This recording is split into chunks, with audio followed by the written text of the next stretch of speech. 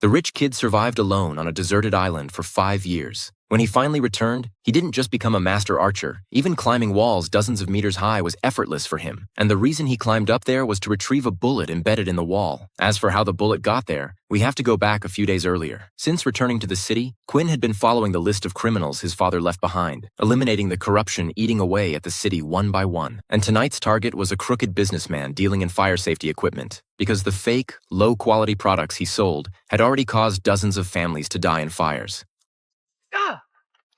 I have armed security inside. All I have to do is call out. Go ahead. They can't hear you. But what Quinn didn't know was that while he was passing judgment on the man, on a building behind him, a sniper rifle was also aimed at the businessman. James Holder?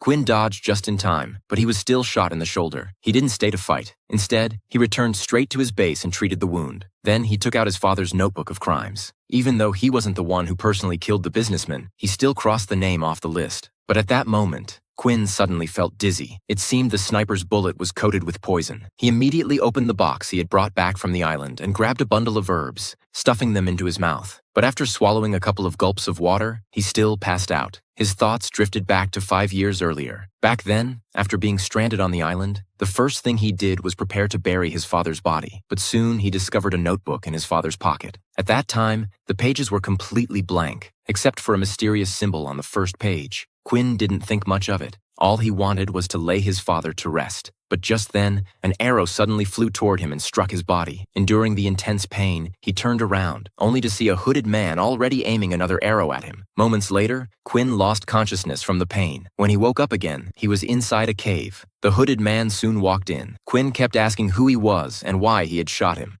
是保护. At the time, Quinn didn't understand Chinese. He only knew the man wanted him to eat the herbs. Seeing that the man didn't seem hostile, Quinn swallowed the herbs. And while he was distracted, the hooded man pulled the arrow straight out of his body. When Quinn woke up again, the hooded man had already fallen asleep. At this point, Quinn didn't know whether the man was friend or foe. All he could do was leave first and figure things out later. But the island was filled with traps. Not long after escaping, Quinn was caught in a massive net and hoisted into the air. Fortunately, before long, the hooded man found him. 白痴